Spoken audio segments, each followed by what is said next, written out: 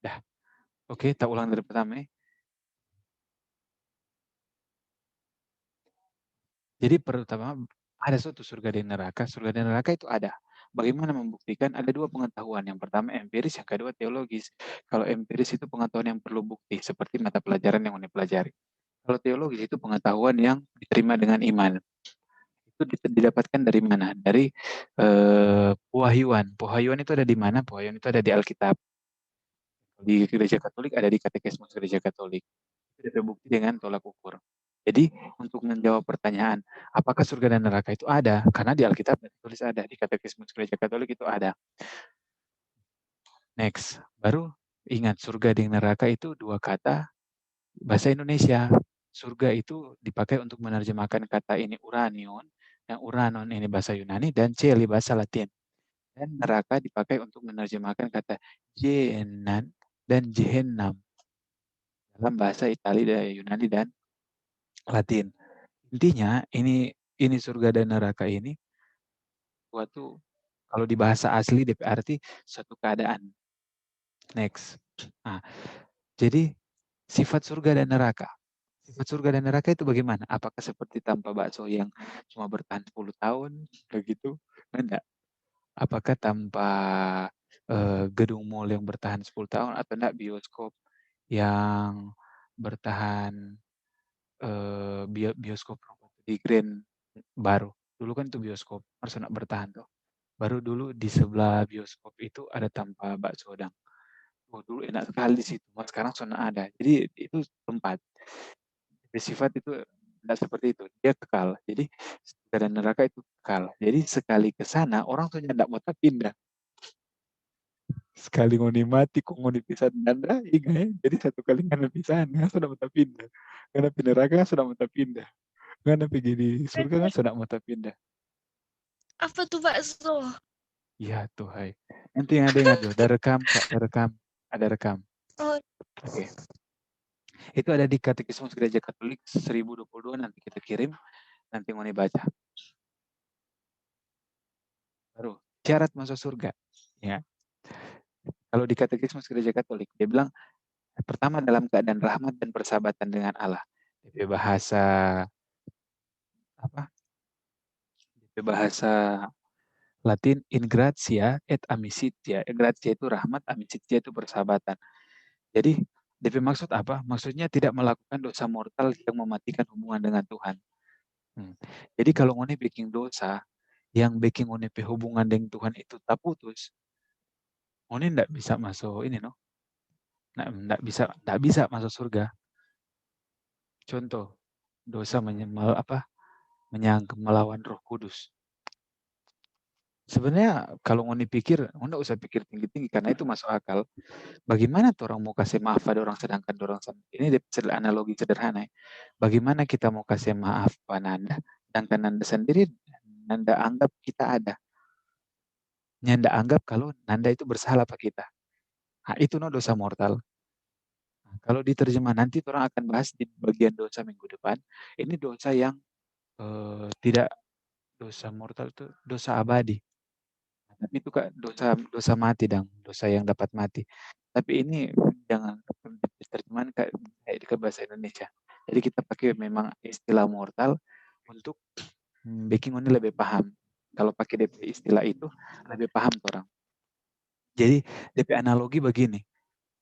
Dosa mortal itu seperti kalau Livia dan dapat charge tuh HP, kung tuh kabel itu kan saya putus. Nah, itu dosa mortal, dosa yang memutuskan itu aliran listrik. Dan itu dosa mortal yang memutuskan hubungan. Dan kalau misalnya Livia baking dosa mortal,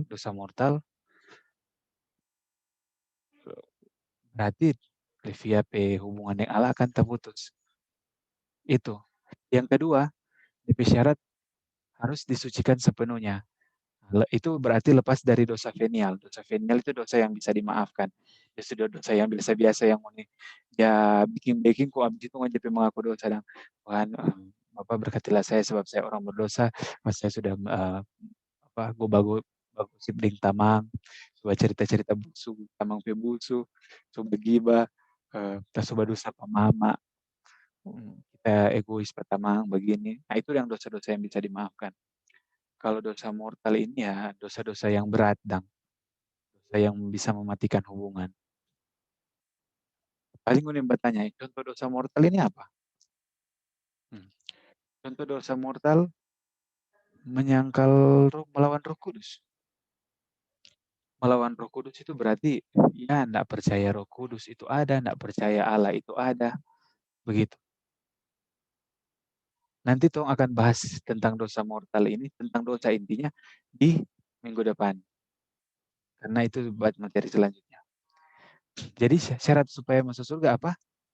Jangan bikin dosa, deh inti. Jadi ini kan cuma bilang dalam keadaan rahmat dan persahabatan dengan Allah. Dalam keadaan rahmat itu berarti selalu rajin menjalin hubungan dengan Tuhan.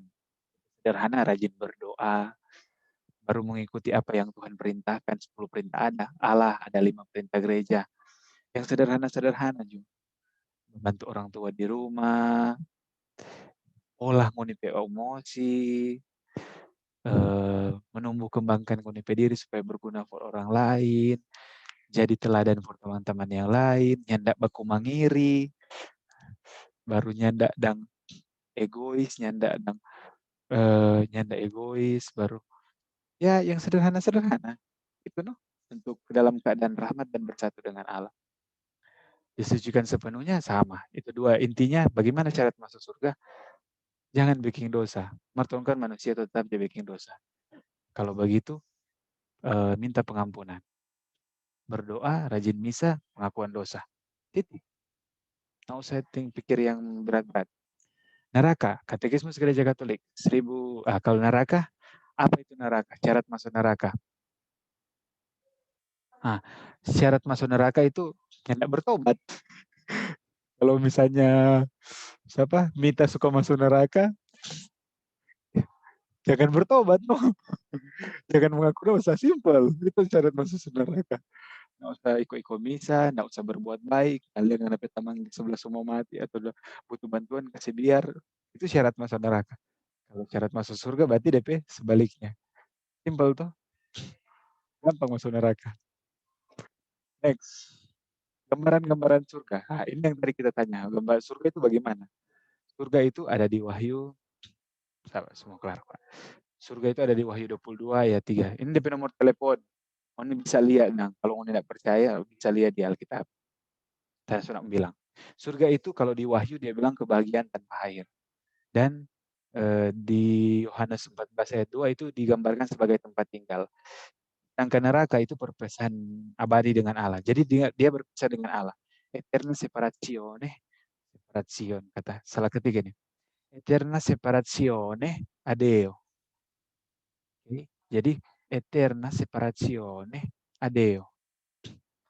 Ini perpisahan abadi dengan Allah. Jadi ini baku pisah dengan Allah selamanya, kekal dan tidak bisa pindah-pindah. Itu kalau neraka. Okay. Nah, karena apa? Sesudah mati, orang kesadaran ini terbuka. Orang akan sadar bahwa ternyata satu-satunya yang paling berharga itu Allah. Karena Allah yang menciptakan orang. Ya, Mika semua masuk, semua kelar. Satu-satunya yang, karena Allah yang menciptakan orang dan dia satu-satunya yang berharga. Orang kan di dunia ini kan tertutup dengan tumpai keinginan-keinginan. Suka diterima, suka dilihat sebagai orang yang begini.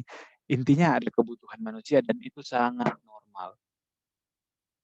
Kalau mau disadari, yang penting mau disadari. Ada keinginan untuk dihargai, ada keinginan untuk diterima, ada keinginan untuk dicintai, ada keinginan untuk diakui, ada keinginan untuk banyak trompet keinginan. Dianggap, tak pakai, itu keinginan-keinginan. Ada yang kadang membutakan orang bahwa Allah lebih penting daripada itu semua. Makanya jangan heran kenapa Paulus bilang begini. Segala sesuatu kuanggap itu sampah. Yang bagiku hidup adalah Kristus dan mati adalah keuntungan.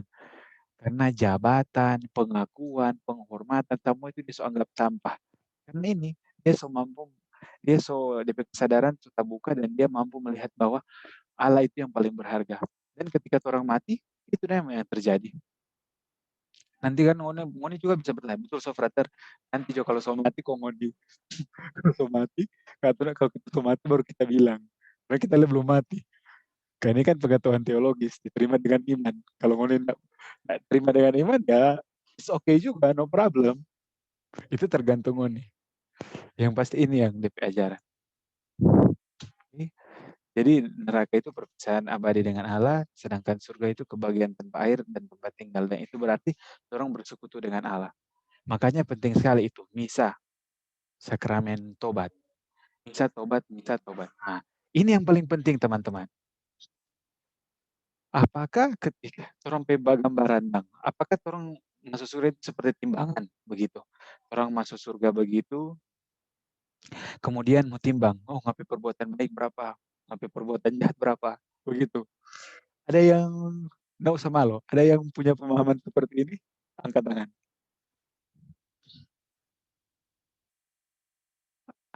Gebi, cuma Gebi yang punya sebelum masuk surga itu tompe dosa-dosa itu akan ditimbang. Ini lepas dari tidak mengunis solia Pak, tidak pakai timbangan. Maksudnya lepas dari ini.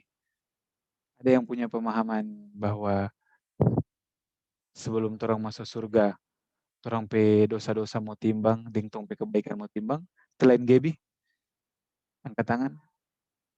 Atau memang tidak berpikir sama sekali? Nah ada Kang, cuma Gebi Kang. Oke. Oh dengan Reza ada Novita, tuh lain enggak Kang? Cuma Reza, Novita, Selo kote. Oh iya. Ah, kita dulu sama dengan nih, tapi berpikir saya timbangan. Jadi kayak orang berbuat baik, berbuat baik, berbuat baik, berbuat baik, berbuat baik supaya siapa ini baca? Apa yang tuh? Nanti Nanda dengar di ini Jo. Apa dia nama? Nanti Nanda dengar di apa di grup di video nanti kirim ya. Bos. Mana jaringan kan parah. So, itu nggak bilang kok kelar pasca mau datang kemari. Okay. Nah, jadi kita lihat dulu memahami sebelum masuk surga itu terus pakai timbangan nah begitu. Sama no, dengan Gaby, sama dengan Maria, sama dengan Reza, sama dengan Celo. Kalian berpikir begitu. Tapi ternyata menurut gereja Katolik enggak pakai timbangan. Titik krusialnya adalah ketika Anda mati. Sehingga sebelum mati itu misalnya dang, misalnya ya, Livia ini jahat. Di dunia itu dia sebar narkoba. Habis itu dia pokoknya jahat no. Baking apa bisnis gelap, black market, narkoba, baru apa lagi Kang? Oh, sorry nih, maksudnya ini cuma contoh. Oh jangan pakai Livia. Oke, bisanya dang ungu ini bisnis dang dalam DP hidup. Dia sebanyak kali aborsi, saking banyak aborsi dia sampai bikin bisnis prostitusi. Baru dia ada bisnis narkoba, pokoknya bisnis-bisnis yang baru dia tidak percaya Tuhan. Kung satu hari dia sakit, kung semua mati. Nah, kung ketika dia semua pas itu sebelum dia mati, dia tak ingat bahwa dia dulu Katolik. Kung dia akhirnya minta dia sakit berat, kung dia di rumah sakit, tak tidur, dia bilang pada anak buah, bilang pakai akan pastor for kasih pengakuan dosa dengan sakramen pengurapan orang sakit. Kamu tanya Pak Tiara.